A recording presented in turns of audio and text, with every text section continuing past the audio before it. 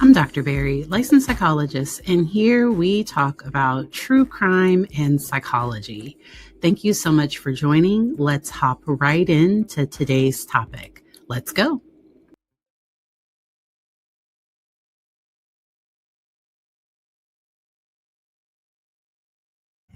It does this now where it mutes me automatically.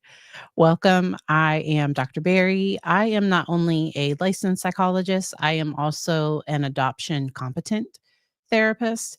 And what that means is I went through a competency to learn additional information about trauma and attachment and how that relates to adoption.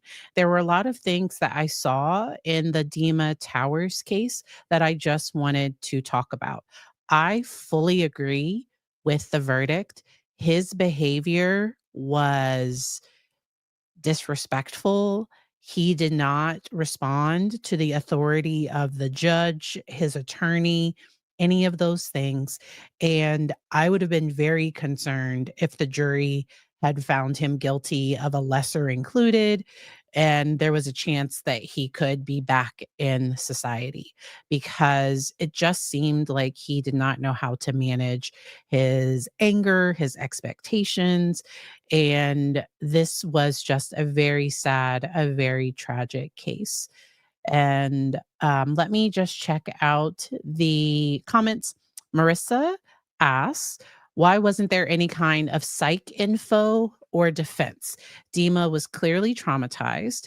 It reminded me of students with reactive attachment disorder. So this is what I wanted to talk about. I wanted to talk about reactive attachment disorder, but he may have been showing antisocial personality disorder features.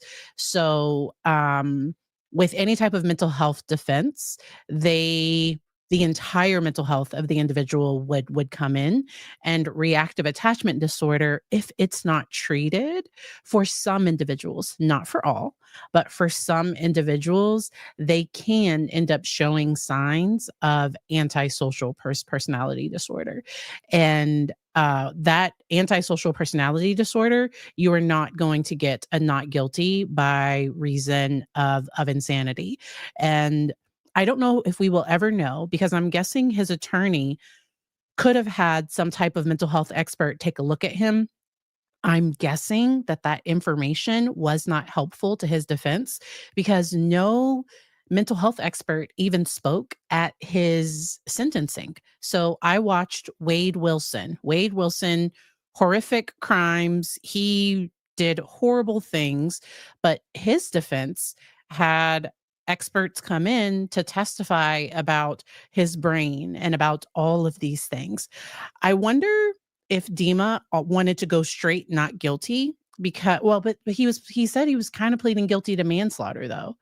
They would have accepted manslaughter, but they didn't want to accept uh first degree, which was what he was convicted of. We are going to take a look at his courtroom behavior because it was atrocious. It was very, very atrocious. And um I do want to caution uh, that some of the statements he made, and what I mean by some of the statements, let's say he wanted to go back to the Ukraine. By being adopted to the US, I don't know what the process would have been if he could have somehow obtain citizenship again. I don't know. So I do not know how that process would work. It doesn't sound like he went through that process. I also don't know if all of what he said was 100% true, because I did watch his entire police interrogation, and it seemed like he was trying to walk back some of those statements. But to me, watching, a lot of the things he said in the police interview sounded true. It sounded like things that he really believed. And so those are some of my general thoughts. Once again, a so I did not assess him. I cannot speak to his diagnosis, to what is going on with him. I can talk in general about individuals like him. So I have worked with international adoptees, specifically from Russia or the Ukraine. And I did just want to mention, so none of this excuses any of his behavior, okay?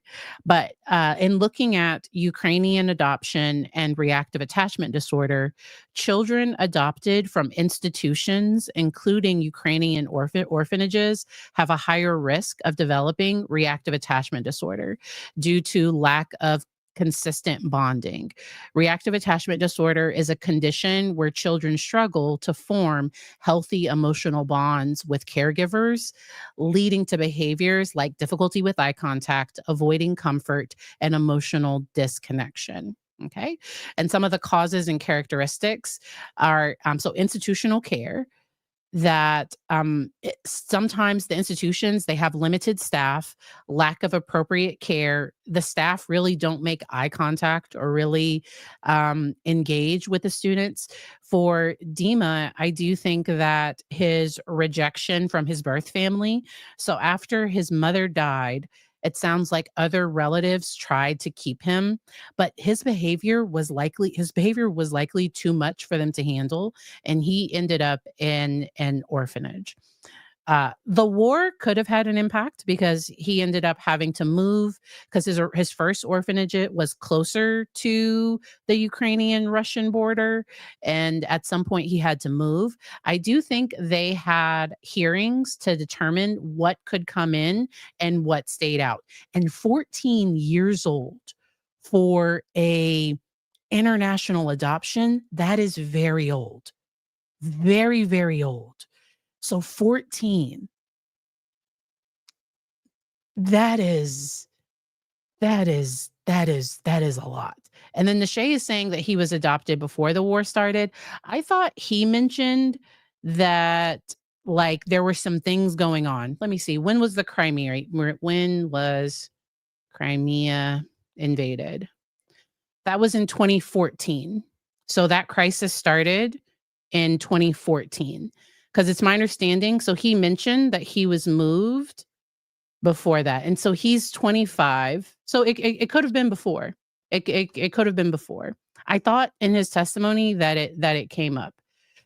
Um, so Ukrainian orphanages. So orphanages they want to adopt out people, and orphanages will sometimes lie.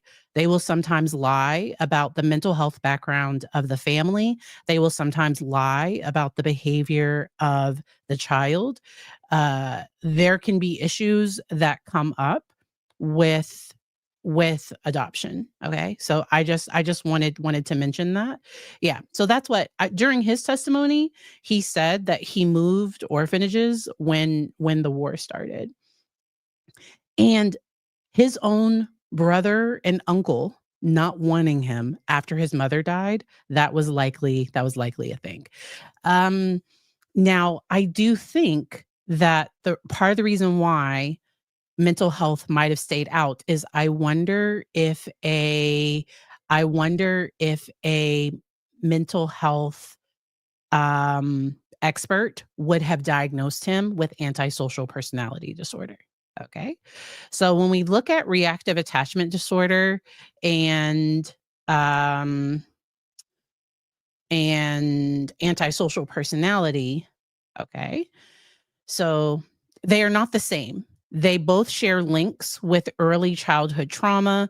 Both disorders can have overlapping behaviors such as dishonesty, cruelty, lack of remorse, difficulty with social relationships.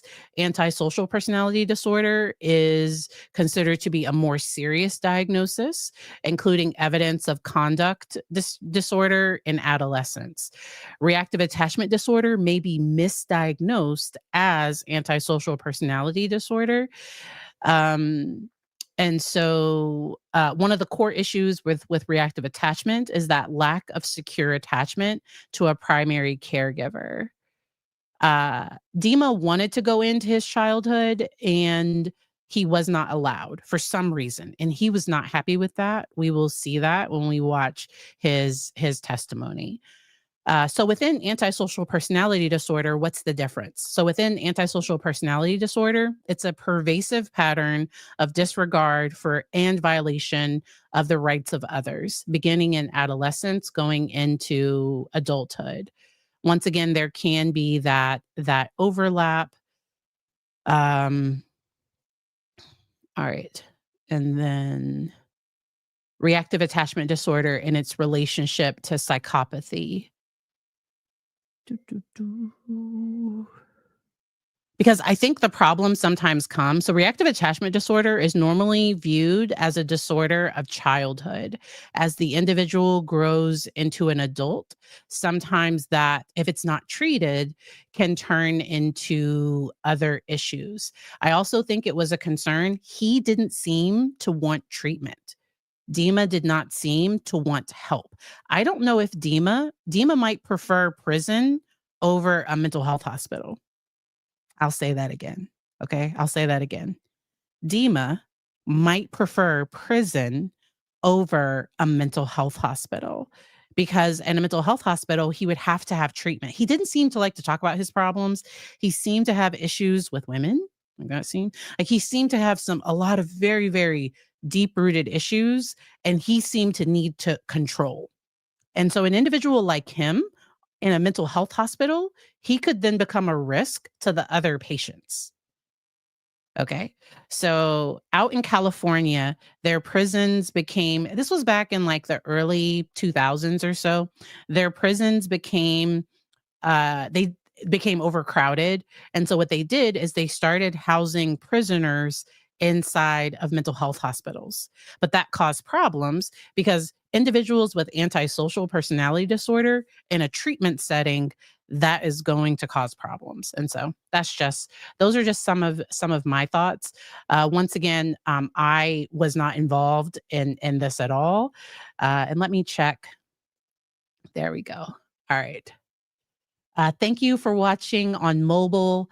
If you're watching on mobile and if the view looks weird, you can hop over because there are two streams going right now. There is the regular stream and then there's the mobile size stream. Okay. So let's watch at his defense opening statement because Dima is going to get upset. Like he's going to start tearing up and everything. Like he's going to become very emotional when the defense starts talking. So let's watch this part.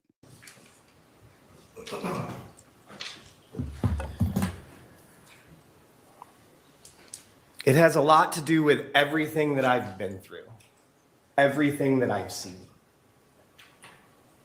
On the date that the state is talking about, Dima Tower was a few days short of his 22nd birthday.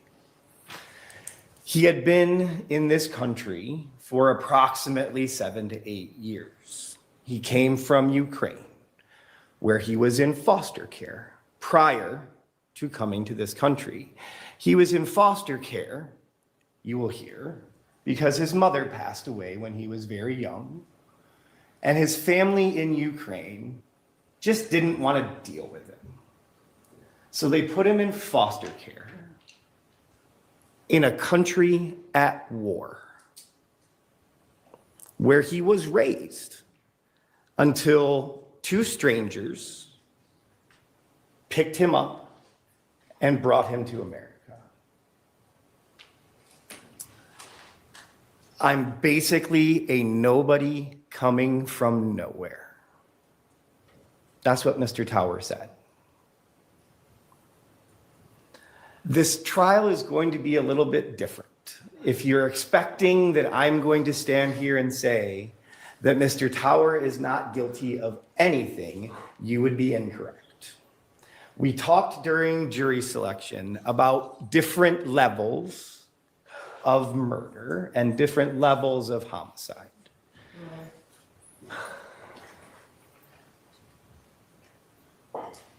I think he's crying. Let's continue for a moment. Let's see if we can continue. Sure. Go ahead, Mr. Gilman. So the decision that you collectively as a group and individually will have to come to is whether or not Mr. Tower has the ability to fully form the. It's difficult for, I think, Sure. here. Let's take a short break. Members of the jury, All right. So Dima is crying uncontrollably. So he is crying a lot.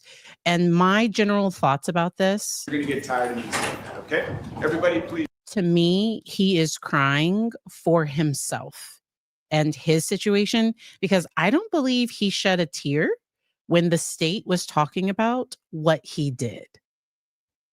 So when the state talked about what he did, I don't think he cried at all. But then when they start talking about what he's been through and all that he's been through and how this has affected him, now he is showing all of this emotion. But he had no tears. So he was with them from about 14 to almost 22. And he showed, and this was a vicious, okay? So they were, I hope there's certain words I can't say on YouTube. He used a knife.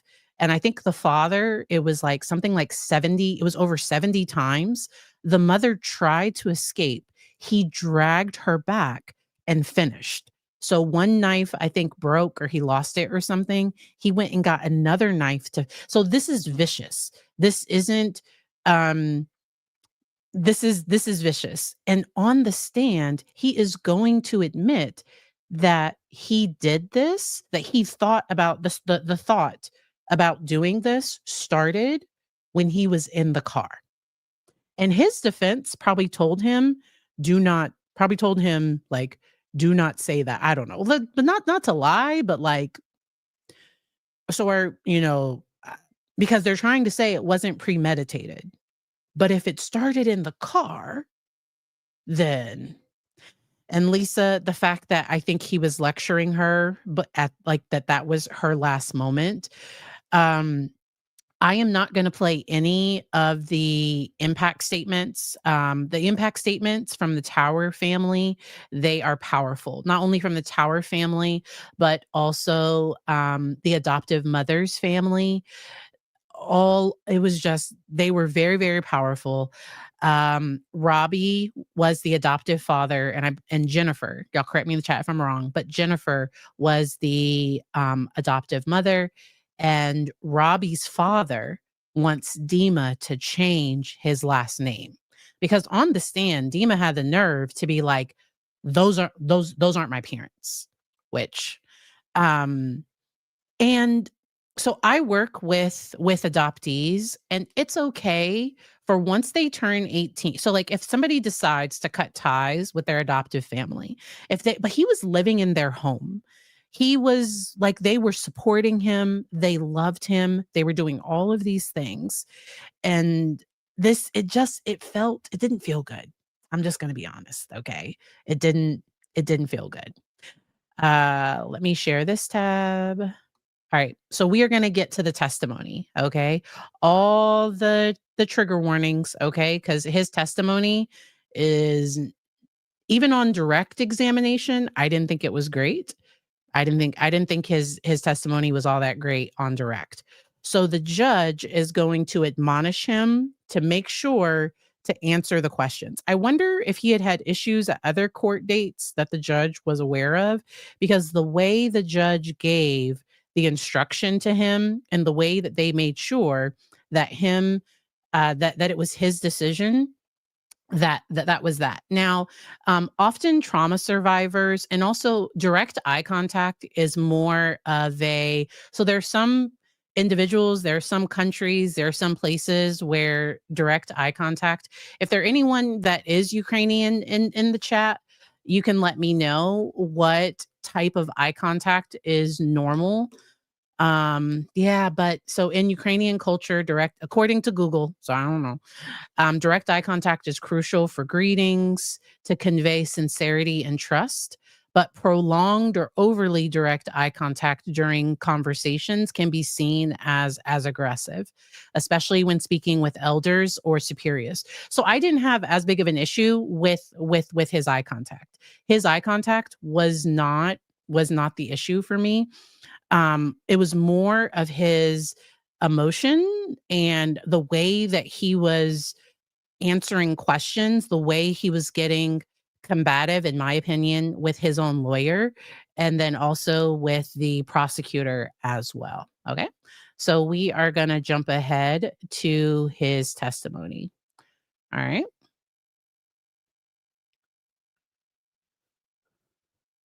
All right. So this is Dima on the stand.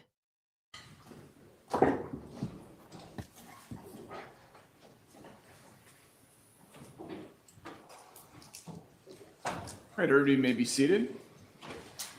All right, state. Your Honor, the state is resting its case in chief. All right, the state has rested their case in chief, so I'll turn to the defense. Mr. Gilman. The defense calls Dima Tower.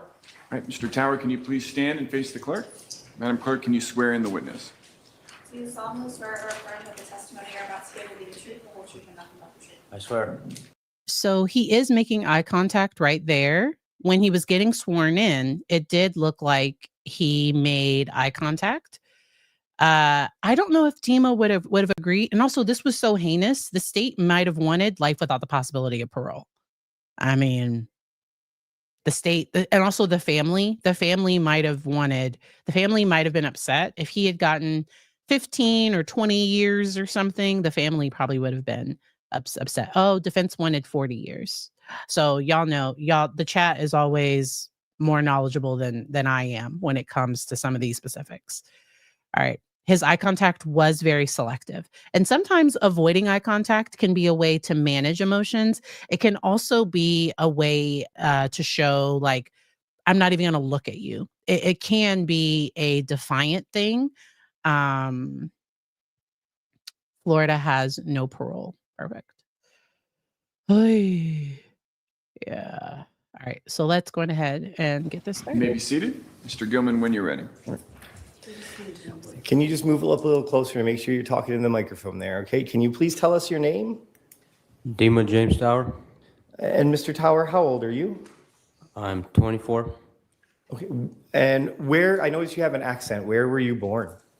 I was born in Ukraine, What part of Ukraine? in the far east part, Luhansk. That is borders with Russia. And when did you come to live in the United States? I came in 2015. So you were living in Ukraine in February of 2014 when there was an incursion into Crimea? I use a lot of big words there, I'm sorry. Were you living in Ukraine in February of 2014? All right. So I also wanted to mention English is his second language. So English, now he was exposed. So he says that he didn't speak English before he came, and that might be true. I do not know. Sometimes in some orphanages, they will teach English, especially, and then if there are missionaries or church people that come, sometimes they will teach English classes as well. But he said that when he initially moved here, he did not speak English. He did not do well in school. He ended up dropping out of school in 10th grade. He moved to West Virginia to live with Robbie's father, with his adoptive grandfather, and he eventually did Job Corps. That's my understanding of the testimony. Okay. Yes. Okay. And where were you living when you were in Ukraine before you came to the United States? Where were you living? Like what type of house? Before the orphanage? No, I was talking about the orphanage. Tell me about that. What type of place was that? Should I talk about my life before the orphanage, or? We will, sure. How did you end up getting to an orphanage? I'm going to object to all this. Yeah, I mean, I'll allow brief background, very, very brief. So let's not spend too much time. Okay? Sure. And Your Honor, actually, if we could approach briefly. You may. I'm going to fast forward. I think Dima really wanted to say certain things, and I think they are limiting certain aspects of it. Which, So how old were you when you? so Steph said, I feel the defense attorney didn't prep the defendant either. So I think the defense attorney did. I think Dima is doing exactly what he wants to do. So this is his life that's on the line. It reminds me of Robert Tellis, but worse. So I didn't think it could get worse than Robert Tellis, or who's the other guy? Ali Abulaban. Like this was very bad because if you go to Kathy's video from Gossip, Rumor, and Innuendo, she mentioned, so I saw Kathy's Dima Towers Part 1. And at the end of it, she mentioned that at the end of Recovery Addict. So Recovery Addict is a streamer here on YouTube. He streams trials and he has great audio. If you want good audio, Recovery Addict, he's I don't know that he's an audio engineer, but he always has great audio. He caught a hot mic moment where it's my understanding the defense attorney said something to the effect of, "You did all the things I told you not to do." That's my understanding of what. So it's my understanding. So if you go over to Recovery Addict stream, for this was day 2. So if you go to Recovery Addict Dima Towers day 2, at the very end, he kept streaming, and it's my understanding he caught that hot mic moment. Okay, so I do think that that his attorney tried to prepare him, but I think Dima did what he wanted. Okay. And that's where this doesn't feel. So I've met with people that have reactive attachment disorder and it presents different. Now, if he was 14, but he's now 24 and still is like this entrenched, this like, ooh, like this is showing more psychopathic type traits to me, just in general, based on watching this. Okay. Let's keep it going. Your mother passed away. Well, my mother passed away. You know, I would like to talk about,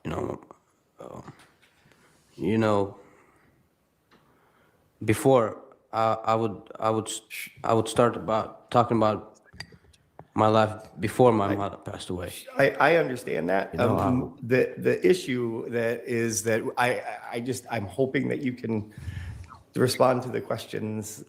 Yeah, I can respond to the Sure. questions, but Okay, so your mother, how old were you when your mother passed away? I'm somewhere between 6, 7, or 8. Okay. So to me, it was also very odd, and it's okay, but like, and that might have been a very stressful time for him. But the fact that he doesn't know exactly how old he was or the year when his mom passed, that, because most people would know I was in this grade or I was this, or so the fact that he has like a 2-year gap, like 6, 7, or 8 for when his mom died, that was odd to me. So I think the lawyer knows that Dima is a ticking time bomb. Okay. I think the lawyer knows this. Okay. Here's a question. Can anyone have pride? Do you think he thinks he's special because he's been through the worst? So, but the way it comes off is almost in a fragile ego way. So somebody that is truly great and that has a good self-esteem, they don't have to pull other people down. Somebody that has a fragile ego and a fragile sense and a fragile self-esteem, because when the prosecutor starts asking him questions, he's gonna ask the prosecutor, like, "Are you a mom?" Like he's gonna get personal, and that's strange. Anybody that knows me well knows I'm trying to avoid certain words. Okay? Like that's odd. You, you don't, I was thinking about this somewhere between those years. okay. But I mean, if You're not gonna maybe I can give a little bit of my personal background or something. Mr. Tower, the way it's going to work the same with all witnesses. You need to listen to the question and then answer only the question that's been asked of you, okay? Well, it's important that It may be important, but you need to follow the rules in a courtroom, okay? Please ask your next question. Sure. Were you just living only with your mom when she passed? yes, Okay. I was. And then who did you go to live with after that? I went to live with my brother. Okay. How long did that last for? Not long. Maybe a couple months. So Okay. And then where did you go? I went to my uncle's house. Okay. How long did that last for? A couple months. And you eventually end up in the foster care system in Ukraine, correct? Objection, leading. Sure, let it. Yeah, I was in two orphanage or for foster care, orphanage, whatever they call that. The first one I was in before the war, and then Objection, I not was- responsive. Overruled. I think he's trying to give a time frame of when he was in the orphanage. You can answer the question. I was in the first orphanage in that same region I was born in, the same side of Ukraine. And then when the war started, we were moved to another part of Ukraine, which is somewhere close to the sea. So I've mentioned here that sometimes avoiding eye contact, there can be a lot of different reasons an individual does not make eye contact because he's not making eye contact with his lawyer or the jurors or anything. He might be looking down to manage his emotion. I am not sure exactly why. Also, he could have had a history, so maybe in childhood in his teens he might have met criteria for reactive attachment disorder, but some of these signs is leading more to me it's pointing more towards some antisocial, some cluster B personality traits. Okay, that's just my general from watching public information. I can't diagnose him, I don't know. And so gossip rumor and innuendo asks, are psychopaths born or made? So is that, which comes first, genetics or is it environment? What is it? So there has been a lot of research into this, and it's a combination of everything. There are things that make it worse, and there are treatments that can help kids that are displaying conduct disorder, that have certain types of behavior.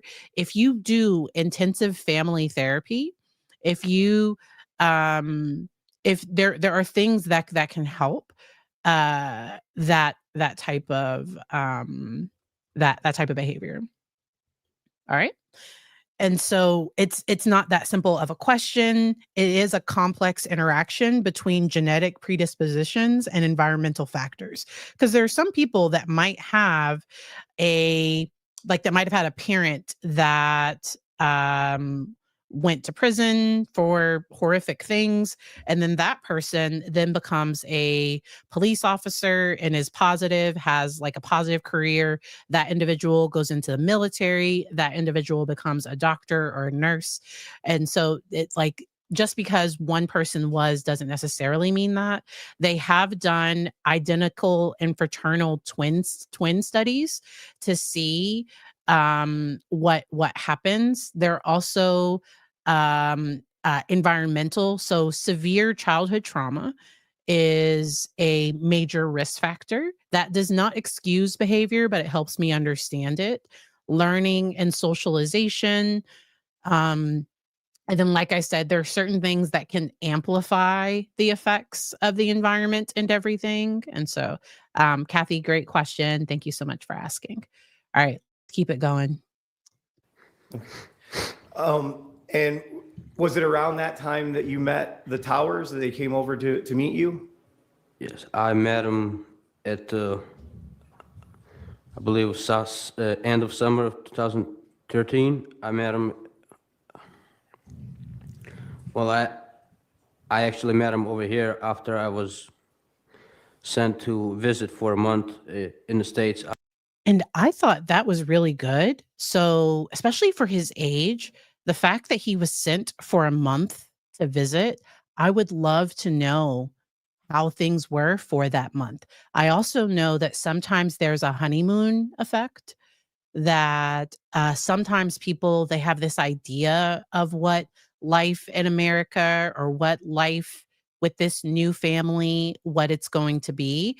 Because in his testimony, and I don't know that it's true, he's going to try to like say that the adoptive father never wanted him, but I don't know that there's any evidence. Like, it sounds like this family did all they could for him, and there was no history of them ever harming him. Because I've also covered cases of adoptees that have been victims of harm, even unfortunately, including like death at the hands of their adoptive parents. So there are some adoptive parents that are definitely harmful. The Towers sound like they were a great family, and the only negative things he had to say, it seemed like it was just like normal parenting stuff. And he didn't understand what like normal parents are supposed to do. I don't think he had an idea of what healthy parenting was. So just my general thoughts. I flew in and met him at the airport. Was that For the the first first time time. that you had met them? It was for the first time, yes. And how long after that do you come to this country? Well, I also came for the second visit. That summer of 2014, I came for the second visit to meet the rest of the family. And then you come to live permanently when? In 2015? Well, I was adopted right before the 2015. I was adopted that winter, and I came to live here 2015. Yes. Okay. Did you go to school here in Sarasota County?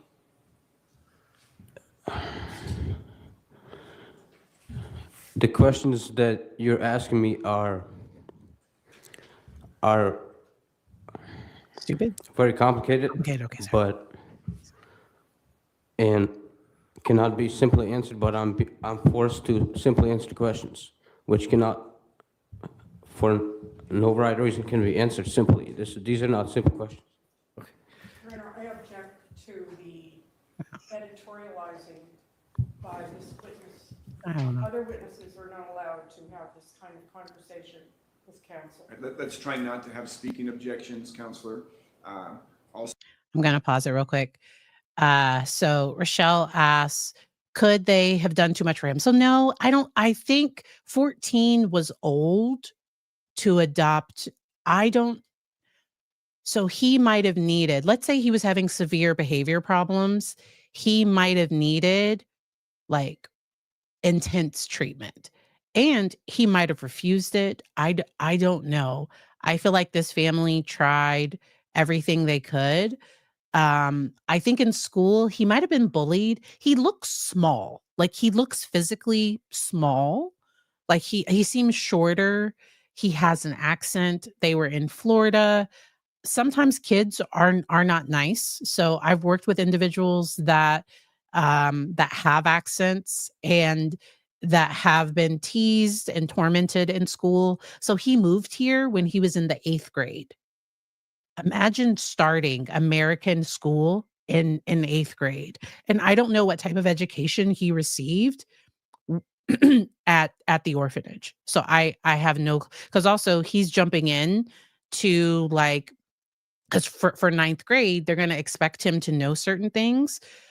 He could have had an individualized education plan. If they did decide to homeschool, it might have been because of educational gaps, because there might have been some things that he didn't learn that he was never exposed to. And so once again, we have these conversations so that we can talk and better understand this. Yes, this is live. Welcome, Tucker. And so individualized education plan. So that would be if a student has a learning disability. Also, if they have a mental health diagnosis that's impacting learning, if they're having severe behavior problems. It sounds like he might have gotten into a lot of fights. In some orphanages, to survive, you might have to fight.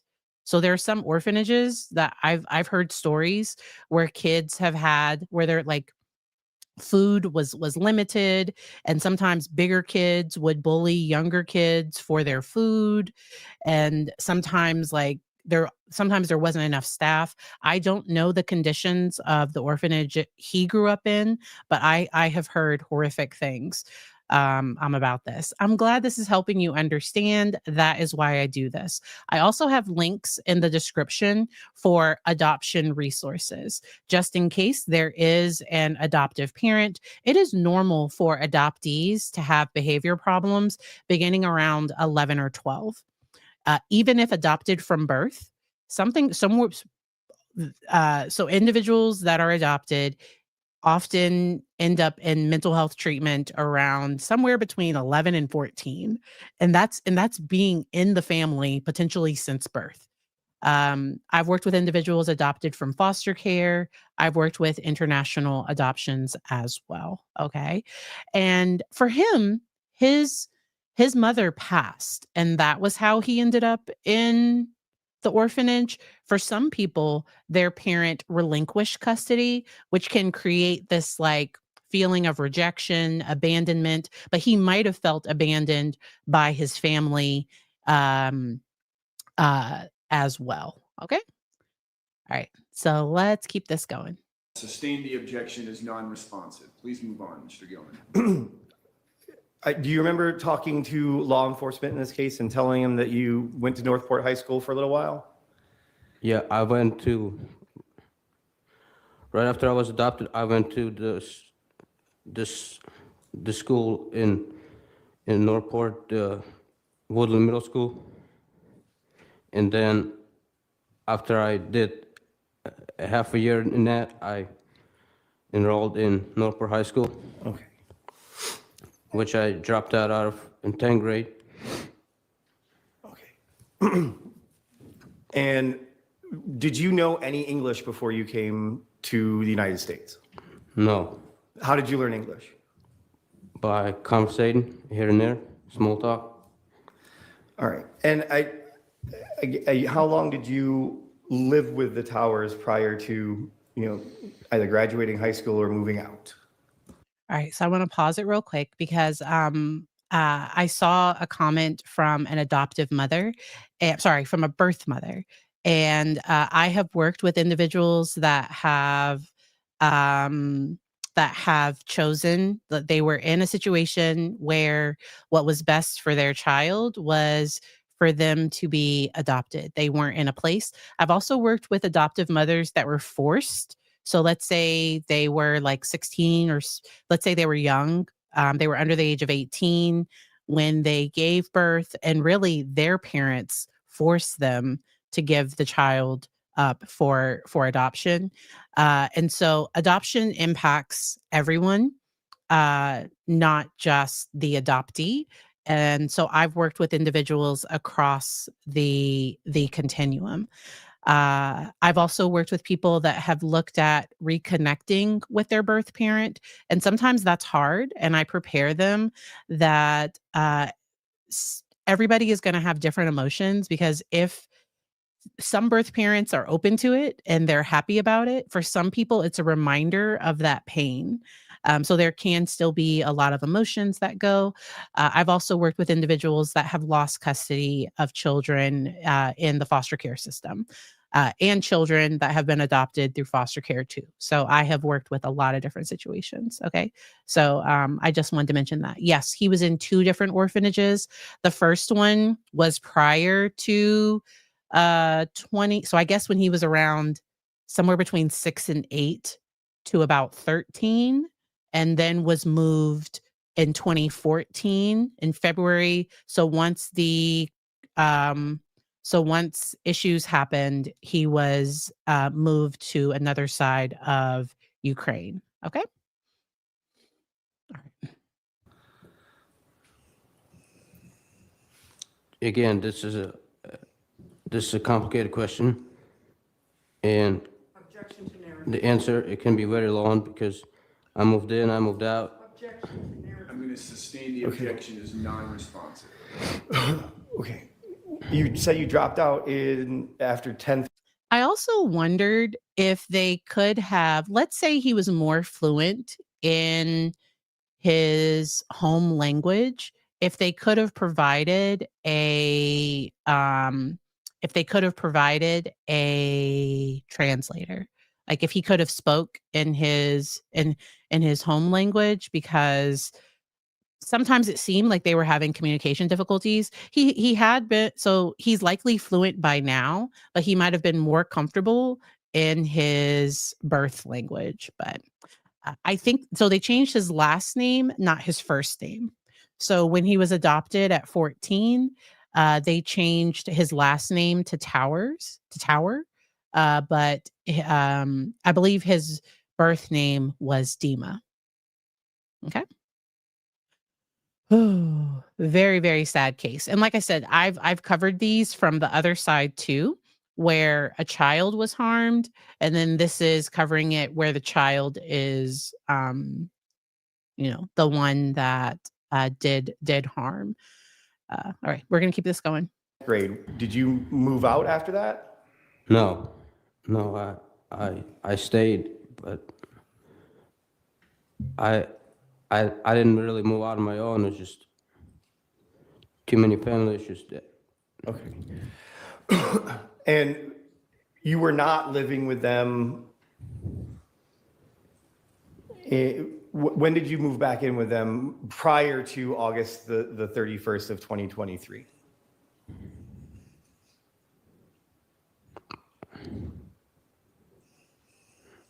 I don't understand the question. So in August of 2023, which is the incident that we're talking about, how long prior to that were you back living with the house? Because I know you had just moved back there, correct? Well, yeah, I assumed that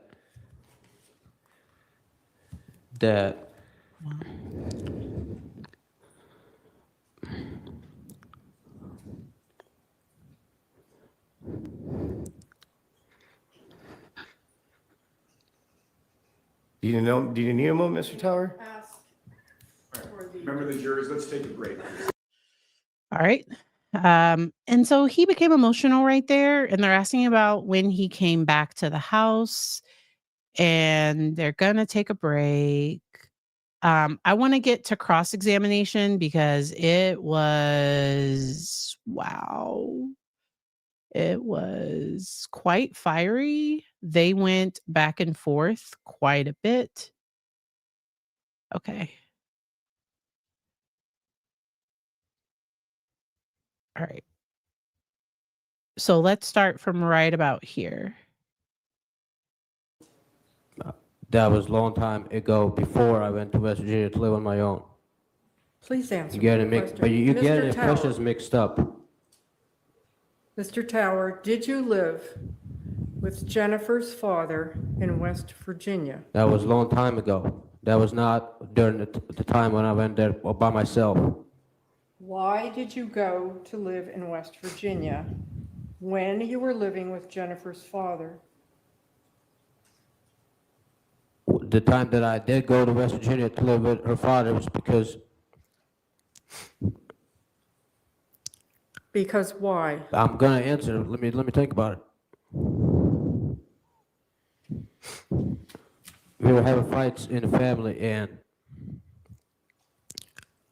and I was gonna visit.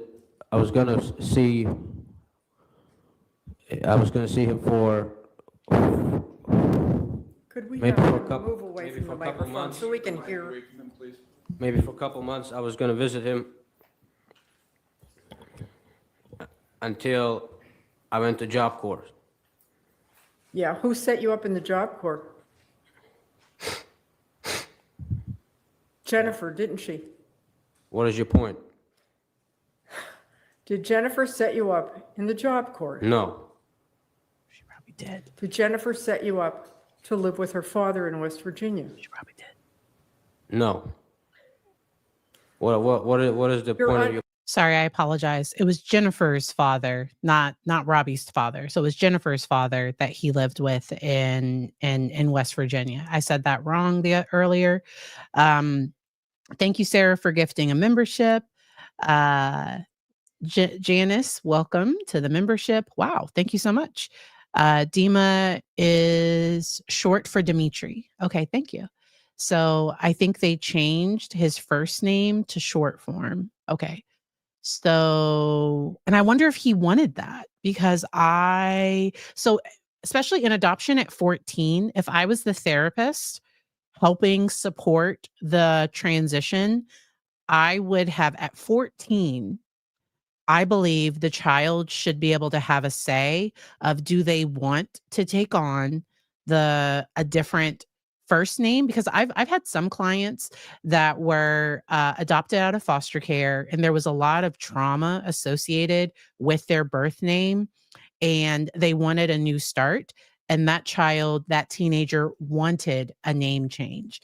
And so I've been like if that's what they want, I've been so as their therapist, as their psychologist, I wrote letters and I would make sure that was communicated to the court, to the guardian ad litem. Somebody mentioned being CASA, that in Virginia, that is a volunteer that is court appointed to also meet with the child and the family, and they speak in court as well. They're a child advocate that is because the guardian ad litem is a lawyer that represents the child's best interest. And so we don't know, because he might have wanted to be a part of a family at 14, but I don't know what he thought that meant. So I've worked with some kiddos that leading up to adoption, they're like, oh my gosh, this is going to be amazing. This is going to be great. And then right before adoption, they get scared, especially going from foster care to being fully adopted, because for some of them, having a caseworker, having somebody that could always, like, if something wasn't okay, that they could go to, for some of them, that was kind of scary. The adoptive parent then having all the power, all, like, everything, for some people that was scary. And so I don't know what happened during this time. Somebody mentioned, could the name change, could that loss of identity be what triggered this? Honestly, I think he was mad about something. I don't know what happened. Based on his presentation, it could have been something minor. It could have, I don't know what happened. During his police interrogation, he said that he had those thoughts before. During this, he's going to say he only had those thoughts once or twice. And I don't know. Also, he might have been slightly, I don't think he was completely intoxicated. So I don't think he was so drunk he didn't know what he was doing. He did say that he, like, lost his mind, and he's not doing a mental health defense. And so the judge had to stop and, like, mention something, and the judge had to handle that situation, because Dima is not pleading not guilty by reason of insanity. Somebody mentioned, could he suffer from extreme oppositional defiant disorder? So if you're so there's something above oppositional defiant disorder, that's conduct disorder, and above conduct disorder is antisocial personality disorder. And typically oppositional defiant disorder and conduct disorder would be diagnosed in childhood. It's opposite. ODD can be diagnosed, and I'm not a big fan of oppositional defiant disorder. That's my own general thing. He could also meet criteria for reactive attachment disorder, or it could be antisocial. So that's where you would have to do some type of assessment to see. Now, in order to plead not guilty by reason of insanity, you have to understand that you have to, like, not be aware that what you're doing is wrong. And after this incident, he ran. He hid from the police. So he, like, hid out in the woods or something, and he was arrested the following day because he was found guilty of first degree capital, so 2 counts of first degree and 1 count of, like, running away from the police. Okay? And then, hey, hey, Kathy. All right. So let me see. All right. So let's keep this question. Remember, you're under oath, Mr. Tower. You're I under know I'm oath under to tell oath. the truth. You're making no point in your questions. You're forgetting there was Mr. Tower, you the need to father. wait for a question to be asked of you and then answer the question, please. Please ask your next question. You made Jennifer and Robbie's life in their home a living hell, didn't you, Mr. Tower? Again, there was a lot that went on. Yes. Yes, but Yes. some adults don't know how to be Yes. parents. Yes. You made their life a living Yeah, hell. no, I didn't. There's some adults don't know how to be parents. You don't know what you're talking about. In fact, I came from a harsh environment. It's probably true. many people come from a harsh Yeah, environment, but and they don't kill their parents. you gotta know how to treat those people correctly so they grow up properly. Yeah, so how do you need to be treated? I have been treated. It's too late for that. I'm adult now, but you're talking as if you don't know how to be a parent, and you don't know what it takes. Are you a parent? No, I'm not a parent, but you're asking me a You made their Pointless life a living hell. In fact, So often with adoption, so sadly, adoption is like a whole, like, it's a financial system. Like, it's a lot. And there are some places that will doctor records. They will withhold information. A child that's clearly aggressive, sometimes that information won't be in their file. I have heard horror stories about things that have happened, even with foster care. So sometimes if I'm working with a foster youth and I know they have a history of certain behaviors, I make sure that the foster parent is aware. So like let's say they're transitioning to a new home, I would make sure. But sometimes the DSS worker wouldn't always let the person know everything because sometimes they're just desperate to find a new placement and sometimes information was not always given. I will leave that there. Oy. Okay. This is a lot. your father told you that you were destroying his marriage. If I to made- his wife, isn't it true? If I made their life a Mr. living hell, Folks, that's probably hold had on, something to hold do on. with them. The two of you are just talking over each No, other. he's Ms. refusing to Fraley, answer. You're asking a question, he begins to answer, and then you add to your question. Yes. Mr. Tower, when she's speaking, you then begin to answer. And what's happening is none of us are catching the question nor the answer. So let's please follow the procedure that we've done all throughout the trial. Let's please do a question, then we'll do a pause, and then the answer. Mr. Tower, I need you to answer the question and not ad lib and add to it. Okay, sir? Please ask your next question, Ms. Purvis. So if the adoptive father said, if that's true, I don't know if it's true, but if it's true that the adoptive father said something to the effect of, you're ruining my marriage, as an adoption competent therapist, I would have been having a one-on-one meeting with there's some things you just don't say.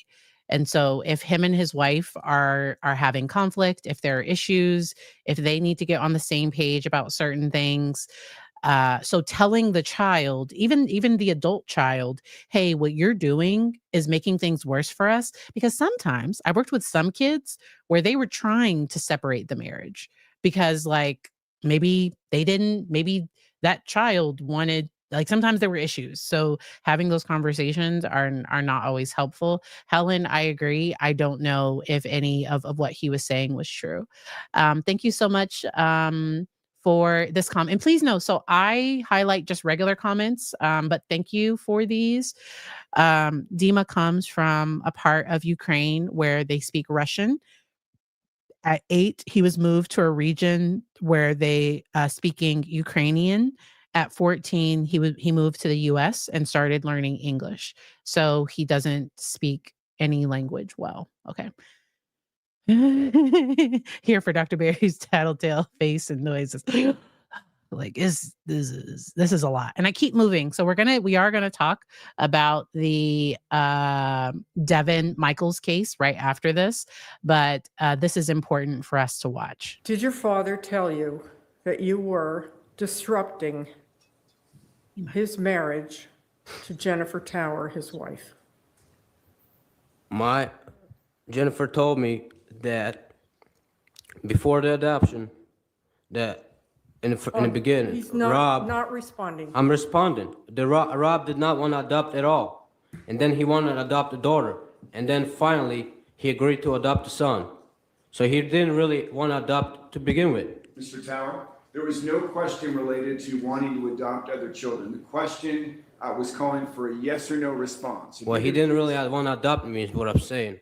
Mr. Tower, if you can please listen to the question and answer yes or no. Please ask the question again. Oy. And so this is where it seems to be beyond reactive attachment. Like, it seems to be beyond and people are saying oppositional, but like, what about like antisocial? Like, I don't follow rules, extreme need for control. I'm not going to say what you want me to say. I know where you're going, and I don't want to answer that question, because he does seem like he was thinking ahead of like, what is this question getting at? And that's sometimes why, because I think he wanted a certain narrative out there. And I see multiple people in the comments that were former or current foster parents mentioning that, yes, DSS does not tell you everything about a child's behavior. And that's where, because sometimes there were very important things, because sometimes I was working with a child that did not need to be around younger children, and they're placed in a home that has young children. And so I would make sure to reach out to that family to say, like, hey, just a heads up, these are the safety plans. This is like some of the past behaviors. This, like, you can never leave them alone. I've had to, they were like, why didn't DSS? I don't know what to tell you. Like, I don't handle placement, but I'm going to make sure for the safety of my client and the other children in the home, you do need to be aware of this. And so then sometimes, I don't know. Yeah. It's a whole thing. That all foster care system is an entirely different video. So antisocial personality disorder is what we have in the DSM-5. So I'm a clinical psychologist, and we don't have sociopath or psychopath in our big book of medical mental health diagnoses. Antisocial personality disorder, and antisocial meaning against social norms, not I don't like being around people. So antisocial meaning against social norms. Okay. So that's but that's that that's that type of behavior. So one of the victim impact statements, one of the women mentioned that she researched antisocial personality disorder, and she felt that, and she's not diagnosing him, but understanding that diagnosis helped her better understand him. Okay. Yes. There is a test, so there might be a psychopathy checklist.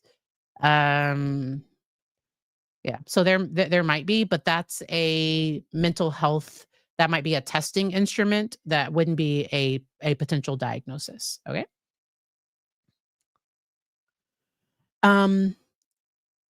And with adoption, people have to be careful of their birth children in the home. So I've worked with families that would sometimes guilt their birth children into like wanting them to it. Like, so the family wants to adopt, the birth children really aren't on board. Like, they're like, ooh, like, I don't know if I'm okay with this having to share, because the foster or adopted children may have high needs.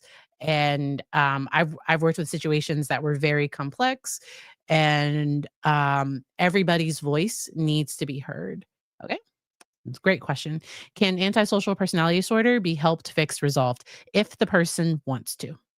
So a lot of people with antisocial personality disorder at its extreme. So please know, all personality disorders exist on a continuum or a spectrum. So they all exist on a spectrum. Just like we'll talk about narcissism. There are low levels of narcissism, and then like narcissistic personality disorder, high levels of narcissism. Antisocial is the same way, against social norms. Sometimes, I'll just be honest, sometimes Marines can have like low levels So if this side is low, this side is high. Some Marines can have like low levels.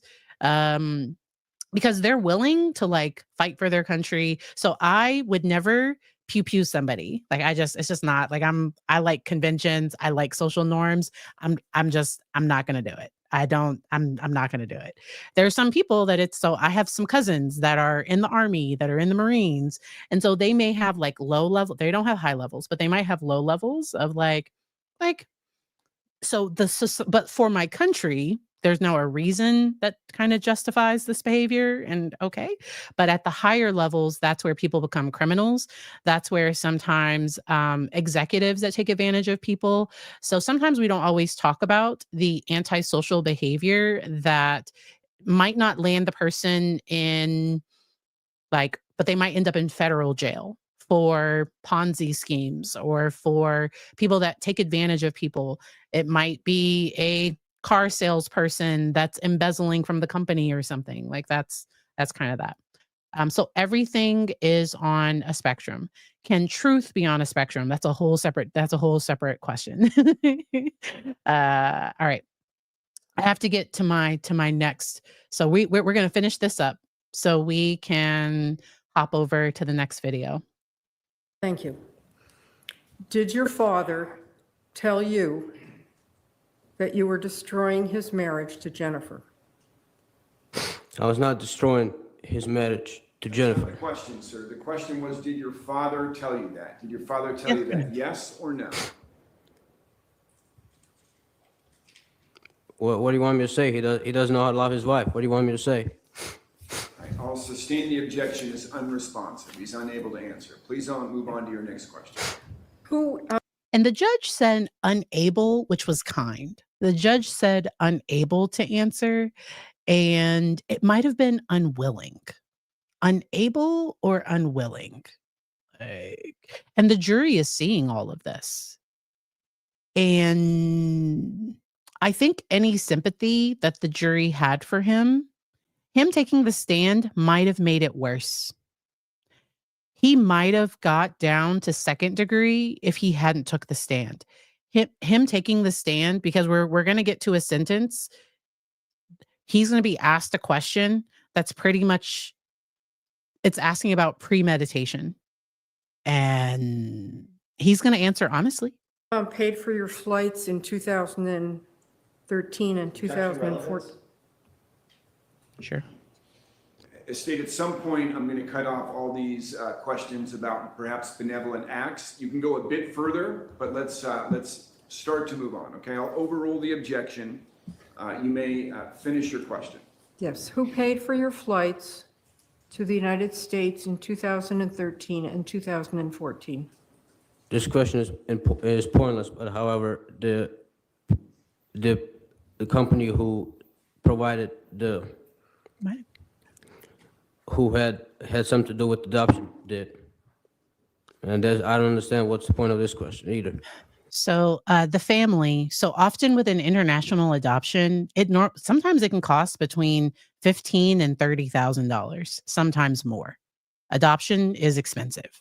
Now, for a 14-year-old, it might have been cheaper, but like, don't go for the cheap. Like, just it might have been less, but like, I personally would not do an international adoption at 14. 14 is that's and the child has been in the orphanage for that many years. So what about Asperger? So autism spectrum, is that ASBD? So maybe are you saying, so what's IED? Like IED? What is, intermittent explosive disorder. No, like it's feeling more antisocial personality disorder. So intermittent explosive disorder, because he seems to have difficulty controlling his emotions and his rage. Just my general thoughts. I wouldn't do intermittent explosive. Because when he doesn't get his way. So intermittent explosive disorder is and that's somebody that just kind of has big reactions. This seemed, I wouldn't go with that diagnosis. That's another one that I'm not a huge fan of, but that's okay. Doesn't matter. Why did you drop out of high school? Because I was being brainwashed, as the rest of the children are. You dropped out of high school because you were on the verge of getting expelled, weren't you, Mr. Tower? What expelled? You even know what they teach in schools? What are you talking Mr. about? Tower, answer my question. I'm answering your question. You don't know what you're saying. These schools today, they don't teach anything the kids should know. And the schools are not for everyone. Mr. Tower, you dropped out of high school because you were on the verge of getting expelled from high school. No, I wasn't. I'm telling you that. You ever been to school? You know that schools don't teach kids proper education. Mr. Tower, stop talking. I'm talking because you don't know what you're talking about. All right, let's move on to the next question. His answer was no. Please move on to your next question. In fact, you were about to get expelled because you were fighting with other children in the school and on the bus, weren't you, Mr. Tower? No, I wasn't. I just told you what happened. How old were you when you dropped out of high school? I don't remember. You don't remember. How old were you when you were in 10th grade? I said I don't remember.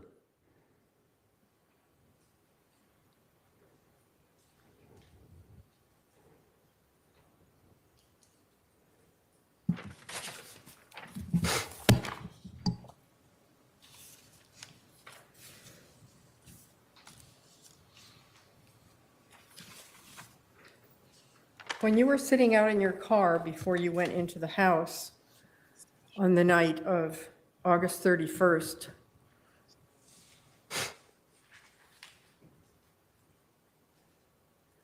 did you decide to kill your parents before you walked in? Yes. I don't have anything else. Thank you, Your Honor. So somebody in the comments mentioned that they felt he might have borderline personality disorder. And the reason why I'm not mentioning, so I did mention cluster B personality traits. So because narcissism, borderline personality disorder, and antisocial personality disorder, all of those fall under cluster B. Feel free to disagree. That is not a problem. If people start, like talking about my credentials and things, that's when you might get a chance to like have a different conversation. And so that comment right there, that secured, if I was on the jury, I would have said first degree. Like he said, when he was in the car before he even went in the house, that's when he decided. And then he went into the house. It's my understanding he went to his room, drank some alcohol, and then while they were asleep, he grabbed a knife from the kitchen, and that's when he started attacking. His mother tried to escape, and he went after her, pulled her back. And so this was horrific. And my heart breaks for the family. The impact statements were very, very powerful. Rob Tower, his father, was the one that wants Dima to change his name back, which he's a legal adult if he chose. So if he made that decision, he would be able to.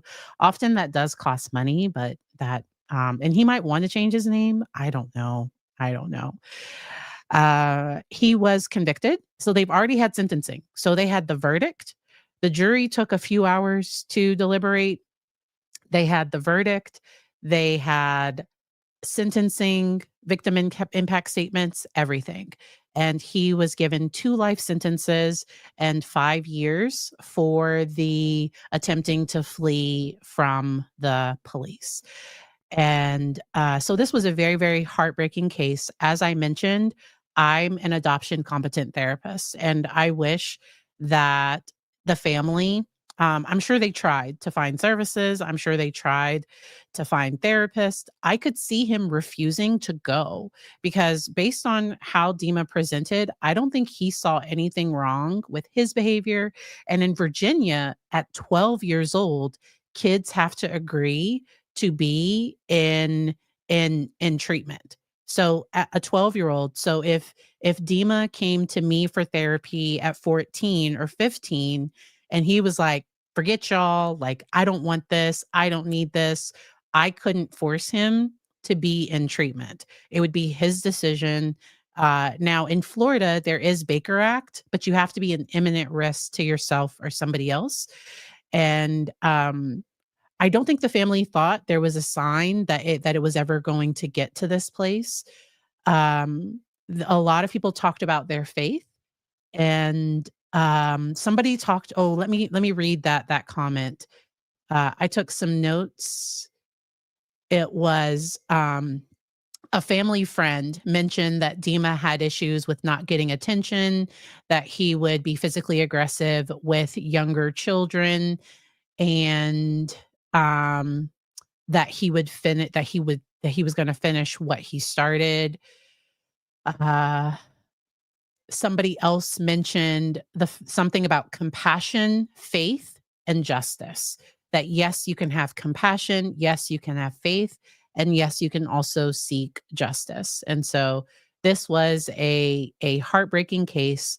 I do have resources for adoption for adoptees, adult adoptees, because sometimes when we talk about adoption, you just think about like the period before the person turns 18, but some individuals can still struggle after 18 years old. So transitioning into adulthood, and because it seems like there were major issues. Very, very sad case. And my heart goes out to the family. I tried to talk about it in a way where being mindful that if the victim's family ever did see it, that there would be I feel like the family did the best they could with what they knew. And um it's just this was very, very hard, very, very heartbreaking. I think it was Rob's brother. Was it Rob? Let me look it up.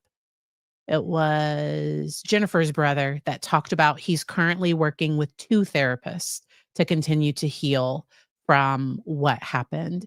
And I hope that the verdict and the sentence, that it gives them a little peace. I do hope it does. But my heart, yeah, like I said, my heart just goes out to them. And I will see you all in the next video. If y'all would like to talk about the Devin Michaels case, if you're not staying around for that one, I hope you enjoy the rest of your Sunday, and I will see you next time.